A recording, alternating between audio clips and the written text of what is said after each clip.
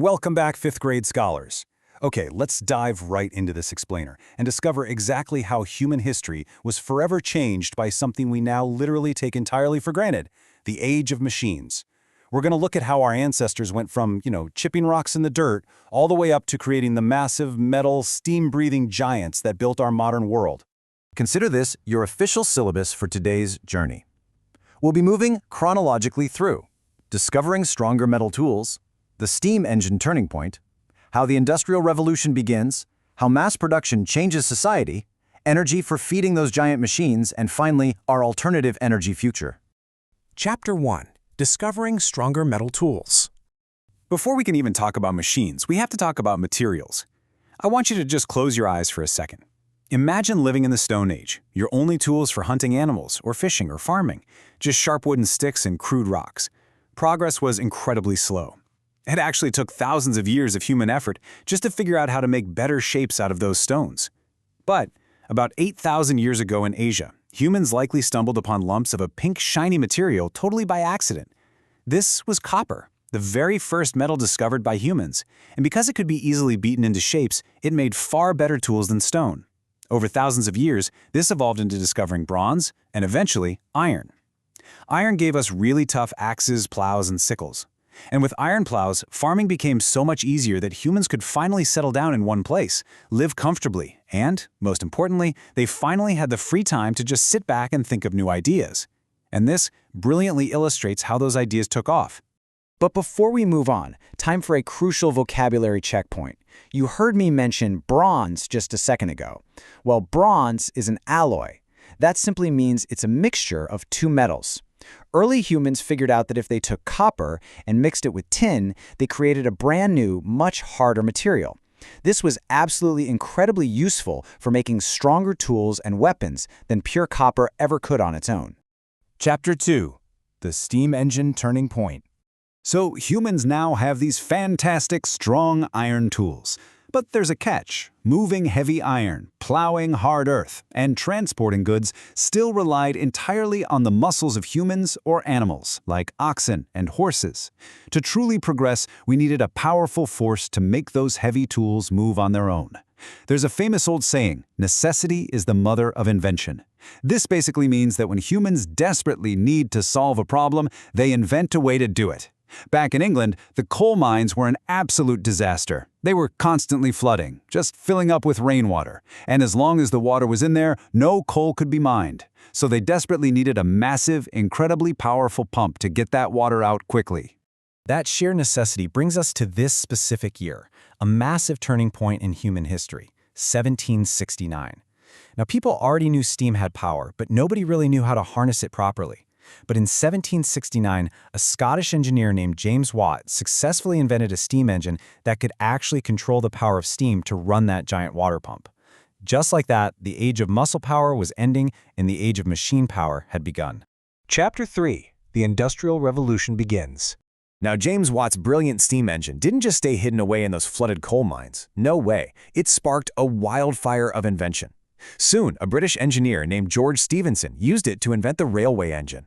Steam power quickly became the driving force behind huge ships and machines of all shapes and sizes, literally everywhere. Let's break down this massive vocabulary word, the Industrial Revolution. A revolution means a huge, sweeping change in a whole system, and this was exactly that. Britain was the birthplace of this revolution because it had the perfect recipe. Vast quantities of coal and iron ore, cheap labor, and a huge market of colonies to bring in raw materials like cotton. Suddenly, the world shifted from making goods by hand at home to producing them with massive machines in large factories. Chapter 4. Mass Production Changes Society. Now, what's really interesting about this massive shift is that it wasn't just a simple change in technology. It completely flipped the way everyday families lived, worked, and survived. The invention of giant steam-driven machines changed the very fabric of society. And at the heart of this social change is this concept, mass production. Think about it for a second. Machines do not need to sleep, and they never get tired. Because of this, factories could suddenly churn out enormous quantities of high-quality goods faster and far, far cheaper than any human craftsman ever could. Let's look at the extreme contrast here. In the handcrafting era, a carpenter or blacksmith made items in their home using simple hand tools. It was a slow, painstaking process, meaning each individual item cost a whole lot of money. But in the industrial era, goods are being made in massive factories using giant steam machines. The process is blazingly fast, and because you're making thousands of identical items a day, the cost to buy them drops dramatically. Let's walk step by step through how a factory floor actually worked to achieve this crazy efficiency. Step 1. Instead of one person making a whole shoe from start to finish, different parts are made by different workers operating different machines. Step 2. Those parts are quickly assembled together at high speed. Step 3. Because they made so many, the goods are sold at a much lower cost, which created massive profits and meant factories needed to hire tons and tons of workers. But this efficiency came with a really heavy cost to the traditional way of life. Thousands of families had to pack up their belongings, leave their quiet, small rural villages, and migrate. They moved into crowded, booming, loud cities just to find work in these massive factories. This is exactly why city populations across the world absolutely exploded during this era. Let's move to Chapter 5 and see how this builds into energy, feeding giant machines. As we move from the machines themselves to the actual power sources required to keep these giant metal beasts running day and night, I want to ask you a question.